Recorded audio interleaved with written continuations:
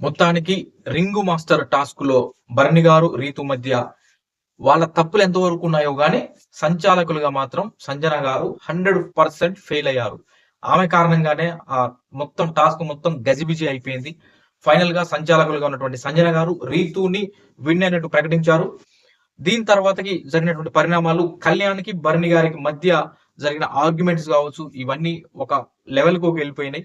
దాని తర్వాతకి ఇక రీతు ఎవరితోటి టాస్క్ ఆడాల్సి వచ్చిందంటే తను ఎవరితోటి ఆడదామని చెప్పినప్పుడు నేను ఇమాన్యుయల్ తోటి ఆడతా అనైతే తను చెప్తుంది.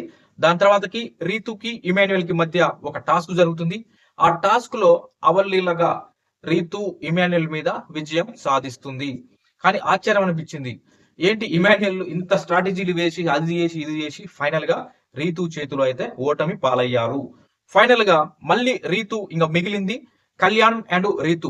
వీళ్ళిద్దరి మధ్య మరో టాస్క్ జరిగింది, అంటే మరో యుద్ధం జరిగింది వీళ్ళిద్దరి మధ్య అని చెప్పాలి. హోరాహోరీ మధ్య జరిగినటువంటి ఈ టాస్క్ లో కూడా మళ్ళీ విజయం సాధించింది కళ్యాణ్. కళ్యాణ్ మొత్తానికి విజయం సాధించి ఫస్ట్ ఫైనలిస్ట్ గా కళ్యాణ్ అయితే గెలవడం జరిగింది. ఇది ఇప్పుడున్నటువంటి latest update. Kalyan first finalist అయినందుకు ఎంత మంది హ్యాపీగా ఫీల్ అవుతున్నారో వాళ్ళందరూ కూడా తనకి విష్ చేస్తారని కామెంట్ రూపంలో విష్ చేయండి. అదే విధంగా లైక్ చేయండి.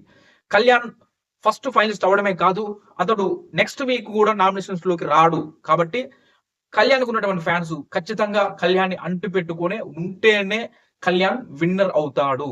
లేదంటే తనుజకి 100% అవకాశాలు ఉన్నాయి. కాబట్టి కళ్యాణ్ ఫ్యాన్స్ మీరు ఏమనుకుంటున్నారు, మీ ఒపీనియన్ ని కామెంట్ రూపంలో తెలియజేయండి. Thank you friends. సోది లేకుండా చాలా షార్ట్ గా మీకు ఇన్ఫర్మేషన్ ఇస్తున్నా, అర్థం చేసుకుంటారనుకుంటున్నా. లైక్ చేయండి, మీ ఒపీనియన్ కామెంట్ చేయండి, కళ్యాణ్ కి విష్ చేయండి. Thank you.